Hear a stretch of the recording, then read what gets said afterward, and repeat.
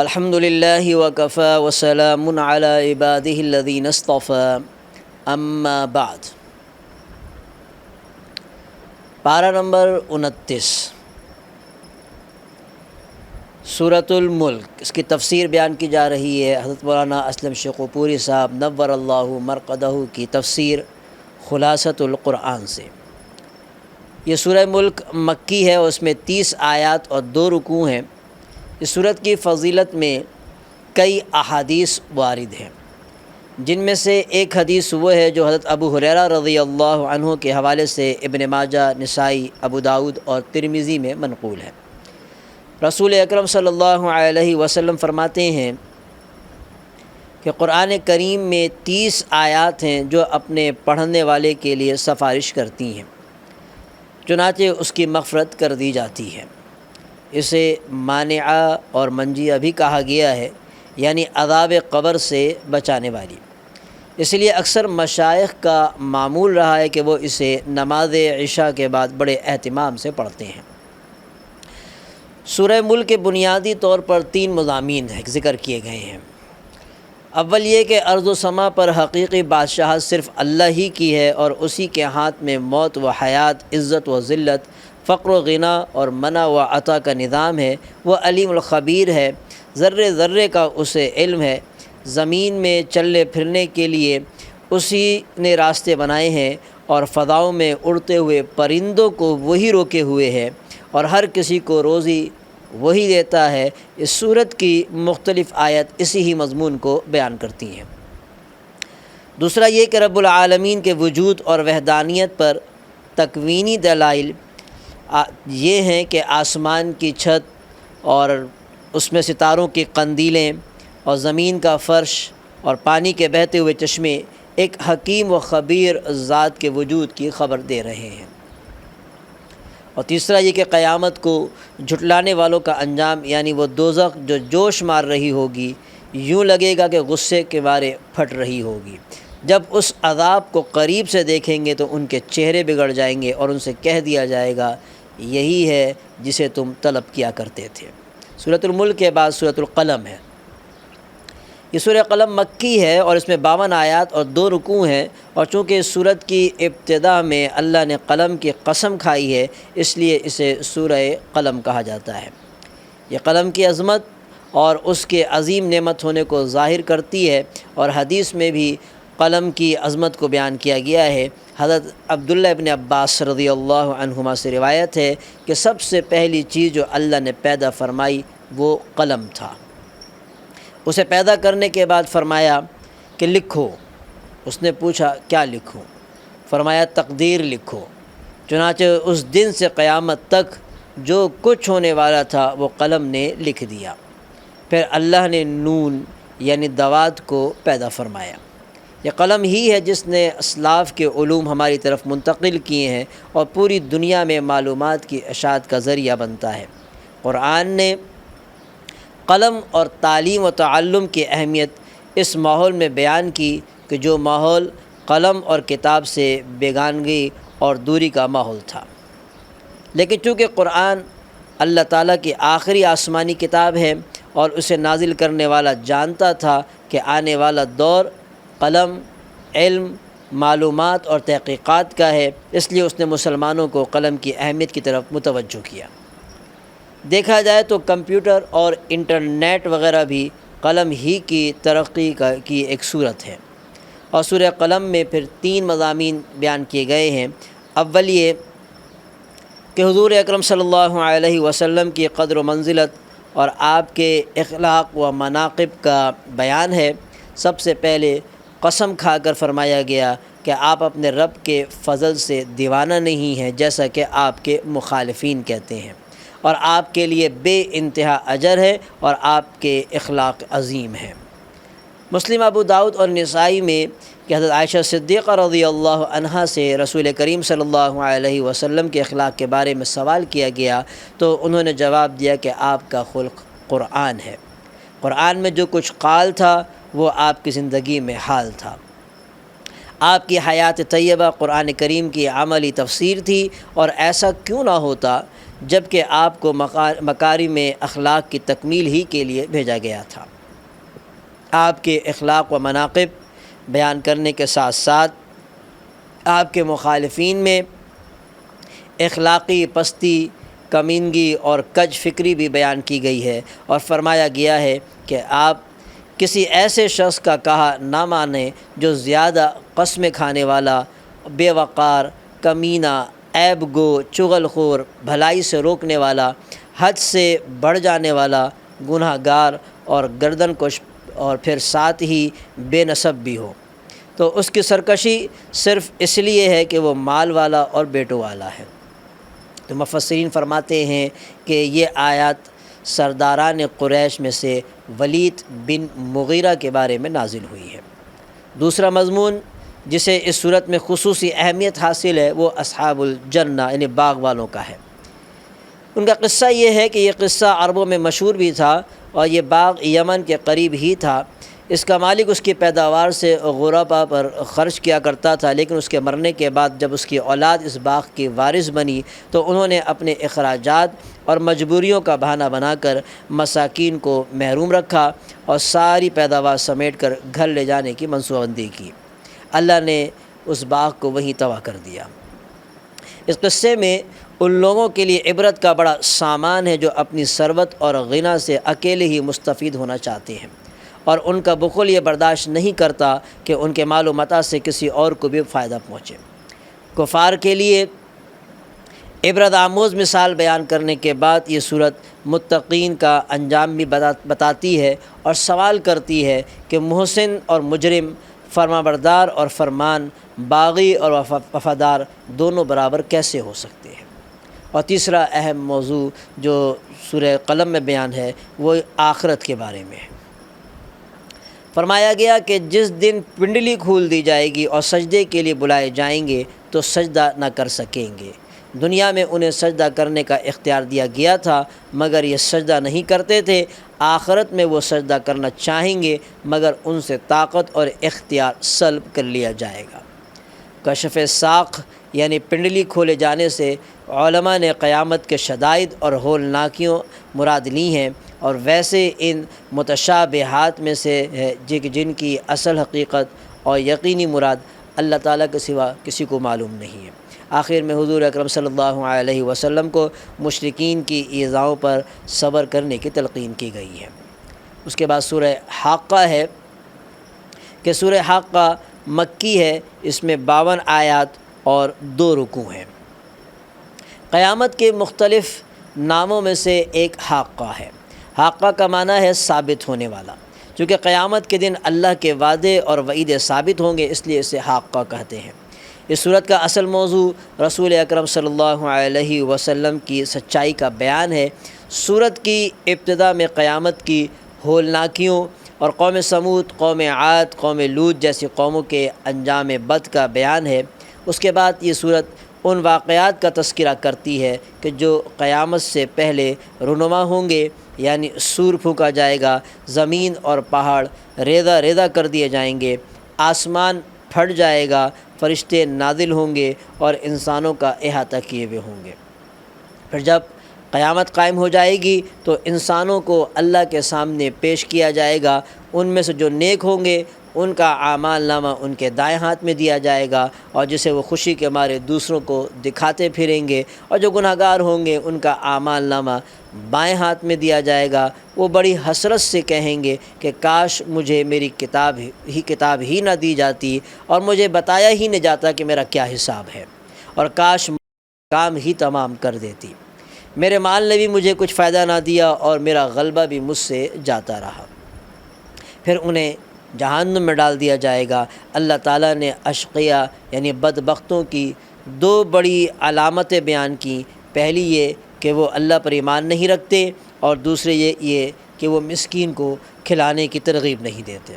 اور نیک بختوں اور اشقیاء کا انجام بتانے کے بعد رب العزت رسول اکرم صلی اللہ علیہ وسلم اور قرآن کی صداقت پر قسم کھاتے ہیں اور فرمایا کہ پس مجھے قسم ہے ان چیزوں کی جنہیں تم دیکھتے ہو اور ان چیزوں کی جنہیں تم نہیں دیکھتے، بے شک یہ قرآن بزرگ رسول کا لایا ہوا ہے۔ یہ کسی شاعر کا قول نہیں، لیکن تم بہت کم یقین رکھتے ہو، نہ کسی کاہن کا قول ہے، لیکن تم بہت کم نصیحت قبول کرتے ہو۔ یہ تو رب العالمین کا اتارا ہوا ہے۔ اس کے بعد سورۃ المعارج ہے جو مکی ہے، اور اس میں 44 آیات اور 2 رکوع ہیں۔ اس سورت کی ابتدا میں بتایا گیا ہے کہ کفار مکہ حضور اکرم صلی اللہ علیہ وسلم اور آپ کی دعوت کا مذاق اڑاتے ہیں، اور آپ سے مطالبہ کرتے ہیں کہ جو عذاب آنے والا ہے وہ جلدی لے آئیں، تاکہ آخرت سے پہلے ہم دنیا میں ہی اس سے نمٹ لیں۔ اس کے بعد یہ صورت قیامت کی منظر کشی کرتی ہے، اور وہاں مجرموں کا جو حال ہوگا اسے بیان کرتی ہے، اور بتاتی ہے کہ اس دن آسمان تیل کی تلچھٹ کی طرح ہو جائے گا، اور پہاڑ رنگین روئی کی طرح جو ہے وہ اڑ جائیں گے، اور کوئی دوست کسی دوست اور کوئی رشتہ دار کسی رشتہ دار کو نہیں پوچھے گا، بلکہ سب ایک دوسرے سے جان چھڑا کر جو ہے وہ بھاگیں گے۔ یہ صورت انسان کی فطرت اور طبیعت بتاتی ہے کہ یہ بڑا حریص اور جزا و فضا کرنے والا ہے۔ تکلیف پہنچے تو چیختا چلاتا ہے، اور نعمت حاصل ہو تو اکڑنے لگتا ہے، مال ہاتھ آ جائے تو بخل کرنے لگتا ہے۔ البتہ حقیقی مصلین یعنی نمازی اس سے مستثنیٰ ہے، کہ مصلین کی نمازیوں کی اللہ تعالیٰ نے 8 صفات بیان کی ہیں۔ اول یہ کہ وہ نماز کی پابندی کرتے ہیں، دوسرا یہ کہ ان کے مال میں سوال کرنے والوں اور سوال سے بچنے والوں سب کا حق ہوتا ہے۔ گویا کہ وہ نماز کے ذریعے حق اللہ اور زکوٰۃ کے ذریعے حق العباد ادا کرتے ہیں۔ وہ حساب و جزا کے دن کی تصدیق کرتے ہیں، ایسی تصدیق جس میں شک کی کوئی ملاوٹ نہیں ہوتی۔ وہ عبادت و طاعت کے باوجود اللہ کے عذاب سے ڈرتے ہیں۔ وہ زنا اور جنسی غلاظت سے اپنے دامن کو بچا کر رکھتے ہیں، صرف حلال پر اکتفا کرتے ہیں اور حرام کی طرف نظر بھی نہیں اٹھاتے۔ وہ امانتیں ادا کرتے ہیں اور عہد پورا کرتے ہیں، نہ عہد میں خیانت کرتے ہیں اور نہ وعدہ خلافی کرتے ہیں۔ اور 7واں یہ کہ وہ حق و عدل کے ساتھ گواہی ادا کرتے ہیں، اور 8واں صفت یہ کہ وہ نماز کو اپنے اوقات میں ادا کرتے ہیں اور اس کے آداب و واجبات کا التزام کرتے ہیں۔ جن لوگوں کے اندر یہ صفات پائی جاتی ہیں ان کے بارے میں اللہ تعالیٰ فرماتے ہیں کہ یہی لوگ جنتوں میں عزت والے ہوں گے۔ سورت کے اختتام پر اس بات پر قسم اٹھاتے ہیں کہ بعث و نشور حق ہے، اس میں کوئی شک نہیں، اور اللہ اس پر قادر ہے کہ ان کو ہلاک کر دے اور ان سے بہتر اور اللہ کے زیادہ عبادت کرنے والوں کو پیدا فرما دے گا۔ اللہ تعالیٰ کی اس قدرت کا عملی ظہور جو ہے وہ ہر دور میں ہوتا رہا۔ جب کسی قوم نے دین کے بارے میں تساہل اور تغافل کا رویہ اختیار کیا، اللہ نے ان سے بہتر اور دین کی قدر کرنے والے لوگ پیدا فرما دیے۔ آج بھی ہم دیکھ رہے ہیں کہ مختلف قوموں، ملکوں اور مذاہب کے جو لوگ اسلام قبول کر رہے ہیں، یہ نو مسلم ہم موروثی مسلمانوں سے بہتر مسلمان ثابت ہوتے ہیں۔ ہم میں سے ہر ایک کو یہ بات ہر وقت اپنے ذہن میں رکھنی چاہیے کہ ہم اللہ تعالیٰ کے دین کے محتاج ہیں، اللہ تعالیٰ کا دین ہمارا محتاج نہیں ہے۔ اس کے بعد سورہ نوح ہے کہ جو مکی ہے، اس میں 28 آیات اور 2 رکوع ہیں۔ اس صورت میں صرف حضرت نوح علیہ السلام کا قصہ بیان کیا گیا ہے۔ انہیں شیخ الانبیاء بھی کہا جاتا ہے کیونکہ ان کی عمر تمام انبیاء سے زیادہ طویل تھی، اور حضرت آدم علیہ السلام کے بعد دنیا والوں کی طرف وہ سب سے پہلے رسول تھے۔ انہوں نے اپنی قوم کو اللہ کی عبادت اور اطاعت کی دعوت دی، اور اس دعوت کے سلسلے میں مبالغہ حد تک کی کوشش کی۔ رات کو بھی دعوت دی اور دن کو بھی، خفیہ بھی اور اعلانیہ بھی انہوں نے دعوت دی۔ وہ جتنی زیادہ دعوت دیتے، قوم اتنی ہی ان سے دور بھاگتی تھی۔ حضرت نوح علیہ السلام نے اپنی قوم کو استغفار کی تلقین کی اور فرمایا کہ اگر تم استغفار کرو گے اور گناہوں سے باز آ جاؤ گے تو اللہ تم پر موسلا دھار بارش برسائے گا، تمہیں مال اور اولاد عطا کرے گا، تمہیں باغات دے گا اور تمہارے لیے نہریں جاری کر دے گا، پھر انہیں اللہ کی نعمتیں یاد دلائیں کہ اسی نے 7 آسمان پیدا کیے، چاند کو جگمگاتا بنایا، سورج کو روشن چراغ بنایا، لیکن اس فہمائش اور تذکیر و دعوت کا قوم پر کوئی اثر نہ ہوا۔ وہ اپنے بتوں ود، سواع، یغوث، یعوق اور نصر کو چھوڑنے کے لیے آمادہ نہ ہوئے، تو آپ نے ان کے لیے اللہ سے ہلاکت کی دعا کی کہ جس میں عرض کیا کہ اے میرے رب، تو زمین پر کسی کافر کو بھی نہ چھوڑ۔ آپ کی دعا قبول ہوئی اور ان کفار اور فجار کو طوفان کے ذریعے سے ہلاک کر دیا گیا۔ اس کے بعد سورہ جن ہے کہ اس میں 28 آیات اور 2 رکوع ہیں۔ اس صورت میں جنات کے حوالے سے گفتگو ہے، جو کہ انسانوں کی طرح شرعی احکام کے مکلف ہیں۔ ان میں مومن بھی ہیں اور کافر بھی ہیں، نیک بھی ہیں اور بد بھی ہیں۔ اس صورت کی ابتدا میں بتایا گیا کہ جنات کی ایک جماعت نے قرآن مجید سنا اور وہ اس سے بڑے متاثر ہوئے۔ یہ اس وقت کی بات ہے جب جنات نے نظام کائنات میں کچھ تبدیلیاں محسوس کیں۔ وہ آسمان کی طرف جانے کی کوشش کرتے تو شہاب ثاقب ان کا تعاقب کرتے۔ حضور اکرم صلی اللہ علیہ وسلم چند صحابہ کے ساتھ سوق عکاظ کی طرف تشریف لے گئے۔ آپ نخلا کے مقام پر نماز فجر ادا فرما رہے تھے کہ جنات کی ایک جماعت یہاں آ پہنچی۔ جب انہوں نے قرآن سنا تو انہوں نے تبدیلیوں کا راز جان لیا اور ان کے دل دہل گئے اور انہوں نے قرآن کی صداقت کے آگے سر جھکا دیا۔ نہ صرف یہ کہ خود ایمان قبول کیا بلکہ واپس جا کر اپنی قوم کو بھی ایمان کی دعوت دی اور قوم کے سامنے رب کی شان اور عظمت بیان کی اور ان لوگوں کو احمق قرار دیا جو اللہ کے لیے اولاد ثابت کرتے ہیں، اور اس بات کا اقرار کیا کہ ہم سب ایک عقیدے پر نہیں ہیں، کوئی مومن ہے، کوئی کافر، کوئی مطیع ہے اور کوئی عاصی، کوئی عقل مند ہے تو کوئی بیوقوف، کوئی جہنم میں جانے والا ہے تو کوئی جنت میں۔ جنات کا تذکرہ کرتے ہوئے یہ صورت رسول اکرم صلی اللہ علیہ وسلم کی دعوت کا ذکر کرتی ہے کہ آپ نے اللہ کے حکم کے مطابق انسانوں کو ایمان اور توحید کی دعوت دی اور اپنے بارے میں فرمایا کہ میں صرف اللہ کو پکارتا ہوں اور اس کے ساتھ کسی کو بھی میں شریک نہیں کرتا۔ میرے ہاتھ میں نہ نفع ہے نہ نقصان، اور میرا کام تو صرف اللہ کے پیغام کو تم تک پہنچا دینا ہے، اور اللہ جانتا ہے کہ میں نے اس پیغام کو جو ہے وہ بندوں تک پہنچا دیا ہے۔ سورہ جن کے بعد سورۃ المزمل ہے۔ سورہ مزمل مکی ہے اور اس میں 20 آیات اور 2 رکوع ہیں۔ اس صورت میں حضور اکرم صلی اللہ علیہ وسلم کی زندگی کے مختلف پہلوؤں کا بیان ہے۔ آپ کا تبتل، خالص اللہ کی طرف متوجہ ہونا، آپ کی عبادت، اطاعت، آپ کا قیام و تلاوت، آپ کا جہاد و مجاہدہ، خود اس صورت کا نام اس بات کو ظاہر کرتا ہے کہ اس صورت میں رسول اکرم صلی اللہ علیہ وسلم کی شخصیت کا بیان ہے۔ مزمل کے معنی ہیں کپڑے میں لپٹنے والا۔ جب ان آیات کو نزول ہوا تو آپ چادر اوڑھ کر لیٹے ہوئے تھے۔ اللہ نے محبت اور پیار کے انداز میں خطاب کرتے ہوئے فرمایا کہ اے کپڑے میں لپٹنے والے، آپ دن کو دین کی دعوت دیتے تھے اور رات کو نماز میں قیام طویل فرماتے تھے۔ اس میں قرآن کی تلاوت فرماتے تھے اور بعض اوقات پوری رات کھڑے رہتے جس سے قدم مبارک میں ورم آ جاتا تھا۔ اللہ نے آپ کو اختیار دیا کہ آپ چاہیں تو آدھی رات قیام کریں اور اگر آدھی سے کم یا کچھ زیادہ چاہیں تو بھی کریں۔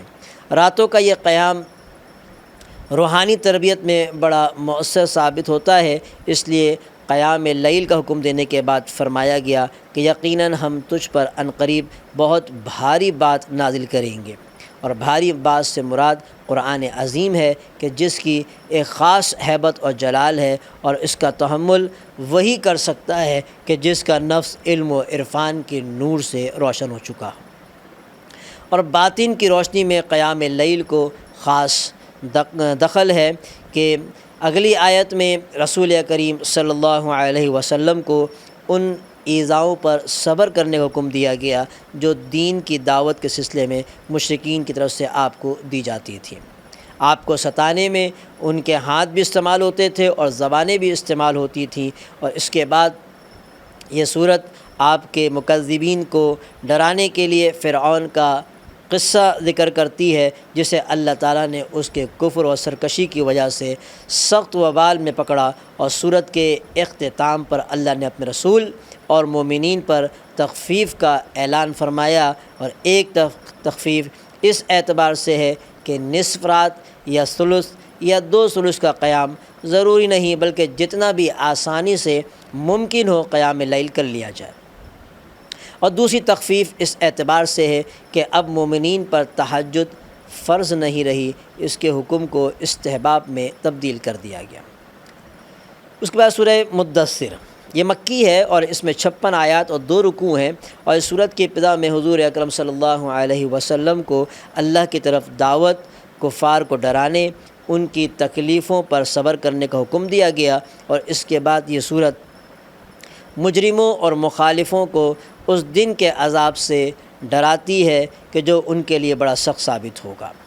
اگلی آیت میں حضور اکرم صلی اللہ علیہ وسلم کے اس بدترین دشمن کا تذکرہ ہے جسے ولید بن مغیرہ کہا جاتا ہے، کہ یہ شخص قرآن سنتا تھا اور پہچانتا بھی تھا کہ یہ اللہ کا کلام ہے، لیکن بڑا آدمی ہونے کے گھمنڈ میں کفر اور انکار کرتا تھا اور قرآن کو معاذ اللہ سحر اور جادو قرار دیتا تھا۔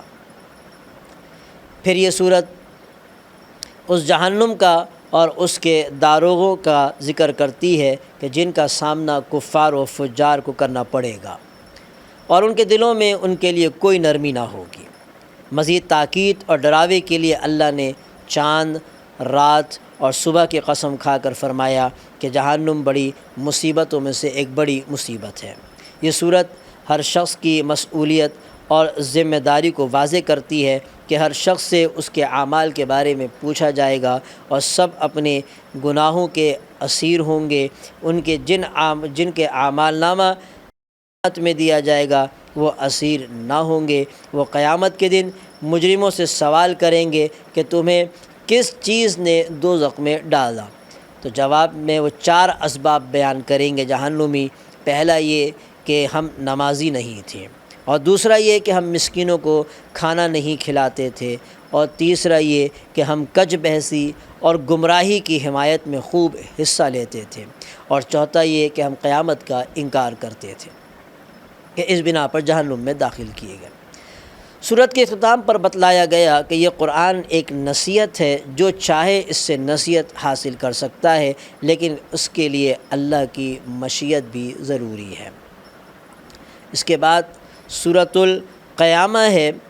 یہ سورہ قیامہ مکی ہے اور اس میں 40 آیات اور 2 رکوع ہیں۔ جیسا کہ نام سے ظاہر ہے کہ اس سورت کا موضوع بعث یعنی مرنے کے بعد کی زندگی ہے، جو کہ ایمان کے ارکان میں سے ہے، ایک اہم رکن ہے۔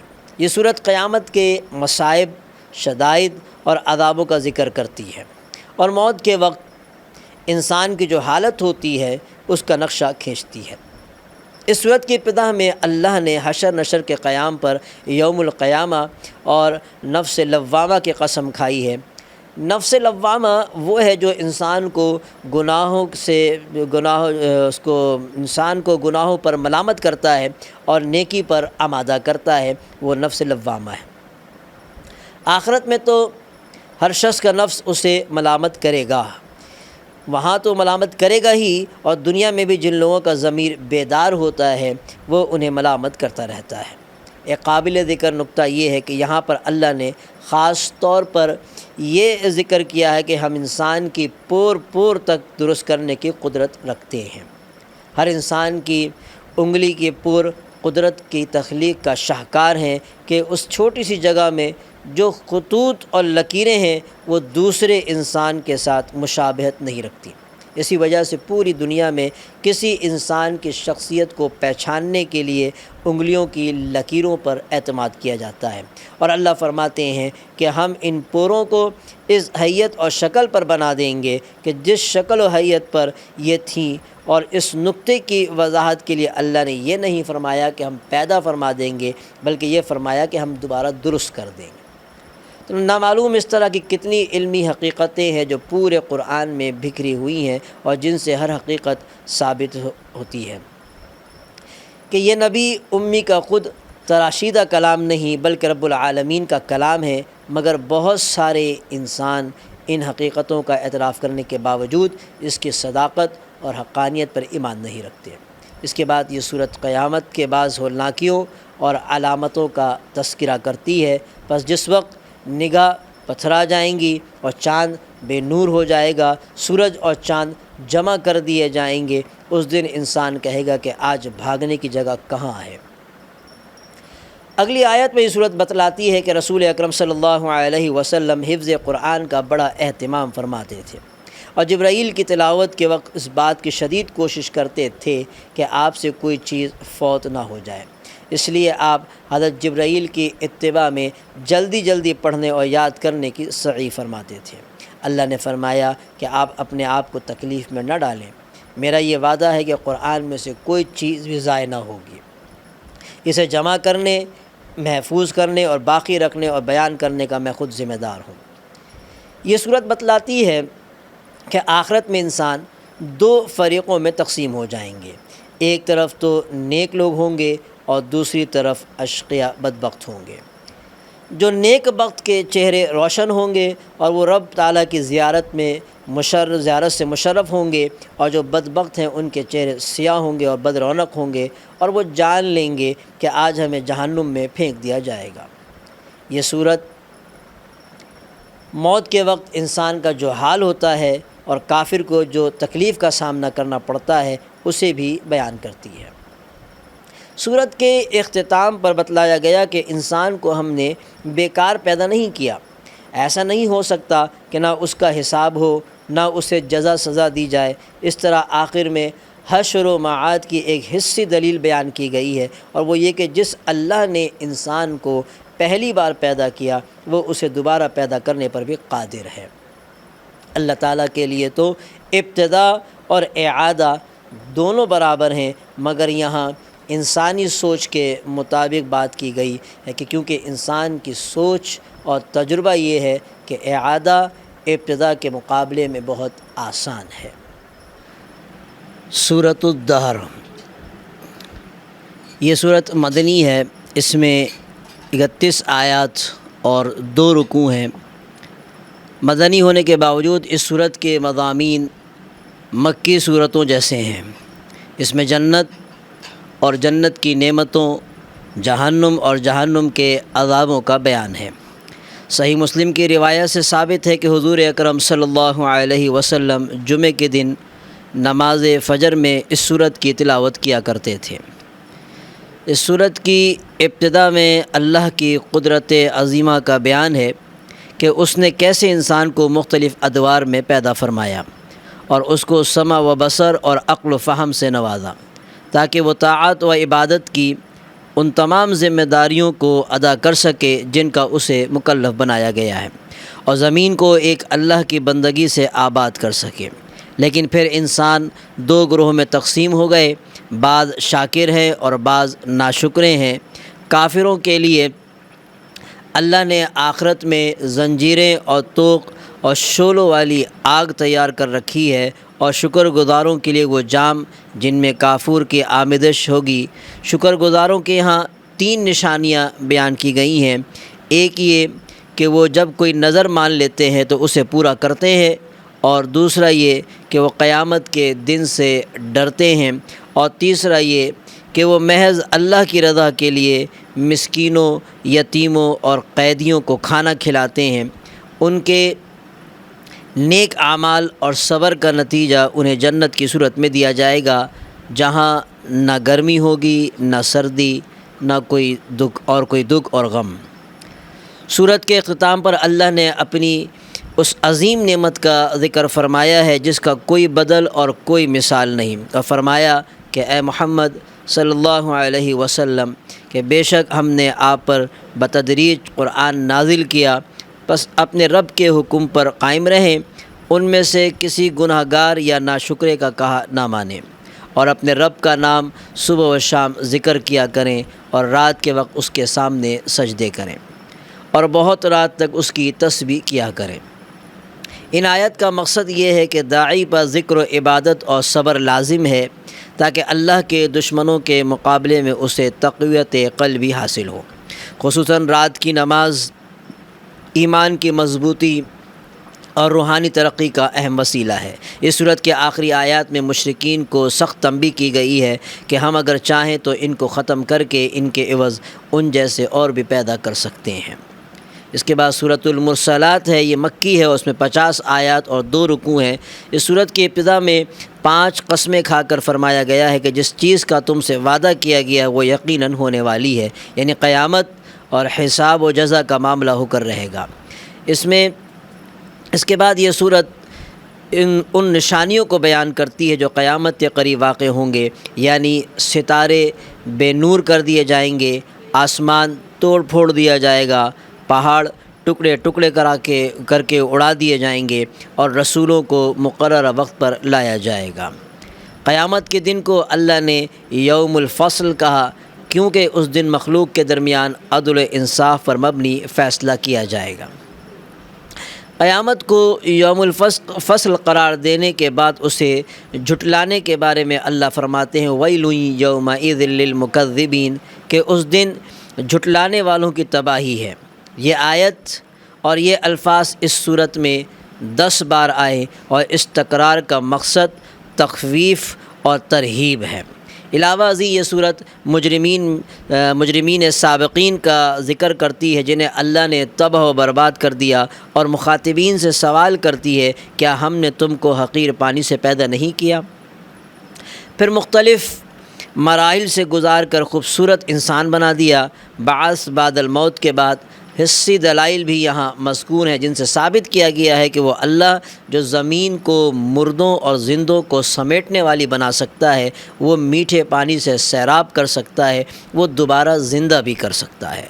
اگلی آیت میں مکذبین اور متقین کے الگ الگ انجام کا ذکر ہے، اور مکذبین کو بھڑکتی ہوئی آگ کی طرف لے جایا جائے گا، اور متقین کو ٹھنڈے سائے اور بہتے چشموں کے پاس جگہ دی جائے گی۔ اور آخری آیت میں دوبارہ مجرموں کو تنبیہ کی گئی ہے کہ کھا پی لو اور تھوڑے سے مزے اڑا لو، بالآخر تمہارے لیے ہلاکت اور تباہی کے سوا کچھ بھی نہیں۔ وآخر دعوانا ان الحمد للہ رب العالمین۔